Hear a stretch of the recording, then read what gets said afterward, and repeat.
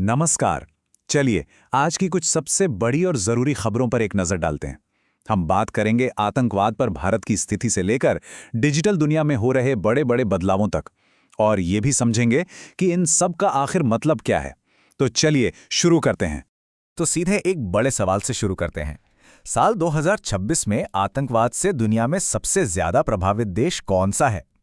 देखिए, ये सवाल बहुत जरूरी है क्योंकि इसका जवाब हमें ग्लोबल सिक्योरिटी में भारत की जगह के बारे में काफी कुछ बताता है। और इस सवाल का जवाब हमें मिलता है ग्लोबल टेररिज्म इंडेक्स 2026 में। आइए जरा देखते हैं कि दुनिया के 163 देशों की इस लिस्ट में भारत आखिर कहां खड़ा है। तो इस इंडेक्स के हिसाब से 163 देशों में भारत का स्थान 13वां है। अब इस रैंकिंग का मतलब यह है कि भारत उन देशों में शामिल है जो आतंकवाद से उच्च स्तर पर प्रभावित हैं। ये दिखाता है कि ये देश के लिए एक लगातार बनी रहने वाली और एक गंभीर चुनौती है। यहां पर हम देख सकते हैं कि पड़ोसियों के मुकाबले भारत की स्थिति क्या है। देखिए, पाकिस्तान इस लिस्ट में पहले नंबर पर है, जो दिखाता है कि इस क्षेत्र में आतंकवाद की चुनौती कितनी गहरी है। वहीं भारत की रैंकिंग म्यांमार के बहुत करीब है, लेकिन बांग्लादेश और चीन जैसे दूसरे पड़ोसियों से काफी ऊपर है। अच्छा, ये सारा डेटा आता है institute for economics and peace से, जो कि एक ऑस्ट्रेलियन थिंक टैंक है और जो शांति और सुरक्षा पर अपनी भरोसेमंद रिसर्च के लिए जाना जाता है। तो ये तो हुई बाहरी सुरक्षा की बात। अब जरा देश के अंदर डिजिटल दुनिया में हो रही हलचल पर नजर डालते हैं। तो अब बात करते हैं डिजिटल इंडिया के नए नियमों की।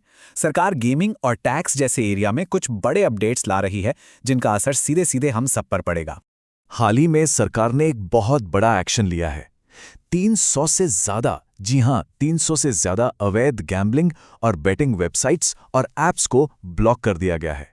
ये कदम ऑनलाइन गेमिंग को रेगुलेट करने की एक सोची समझी कोशिश का हिस्सा है।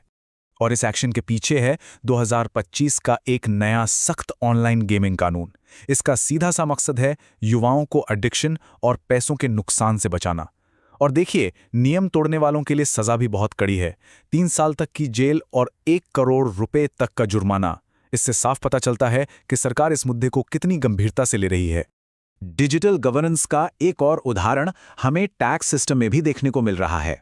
सरकार ने नए इनकम टैक्स कानूनों के बारे में लोगों को जानकारी देने के लिए प्रारंभ 2026 नाम से एक देशव्यापी अभियान शुरू किया है।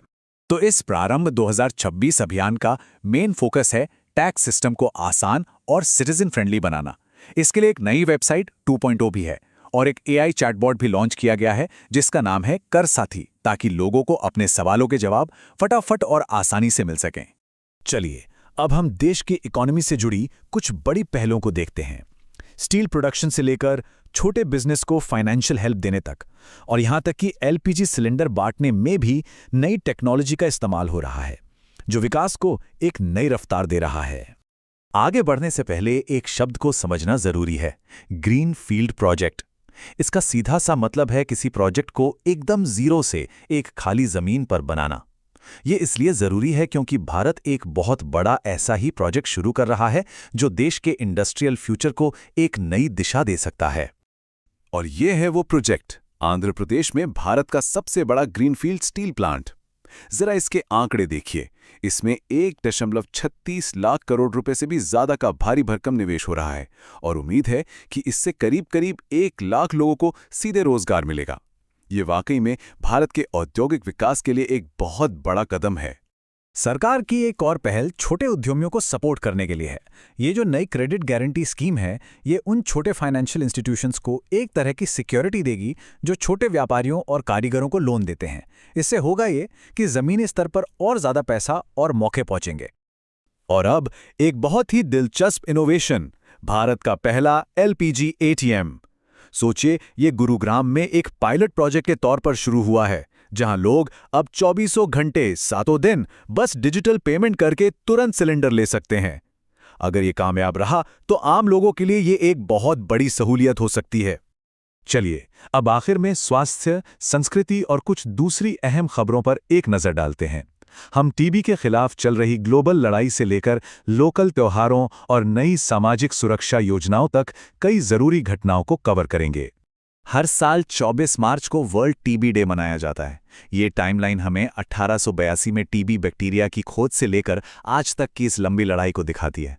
लेकिन इसमें सबसे दिलचस्प बात यह है कि भारत का लक्ष्य 2025 तक टीबी को खत्म करना है, जो कि दुनिया के लक्ष्य से 5 साल पहले है। ये एक बहुत ही महत्वाकांक्षी लक्ष्य है।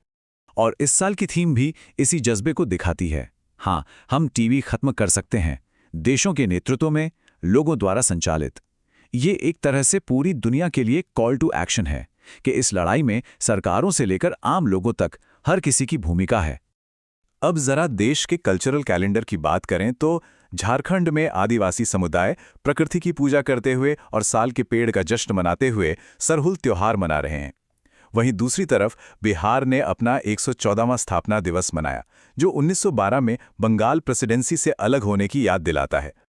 और आखिर में तेलंगाना से एक बड़ी खबर आ रही है। वहां सरकार इंदिरम्मा परिवार जीवन बीमा योजना शुरू कर रही है, जिसके तहत 1,15,00,000 से ज्यादा परिवारों को 5 लाख रुपए का जीवन बीमा कवर दिया जाएगा। ये राज्य के लाखों लोगों के लिए एक बहुत बड़ा सोशल सिक्योरिटी का कदम है। तो आज हमने कई बड़े बदलावों पर बात की, सुरक्षा, टेक्नोलॉजी, अर्थव्यवस्था और समाज में। अब सवाल ये उठता है कि इन सभी डेवलपमेंट्स में से, चाहे वो डिजिटल नियम हो, बड़े बड़े इंडस्ट्रियल प्रोजेक्ट्स हों या फिर सामाजिक सुरक्षा योजनाएं, कौन सी चीज़ भारत के भविष्य पर सबसे गहरा और सबसे बड़ा असर डालेगी? ये एक सोचने वाली बात है। धन्यवाद।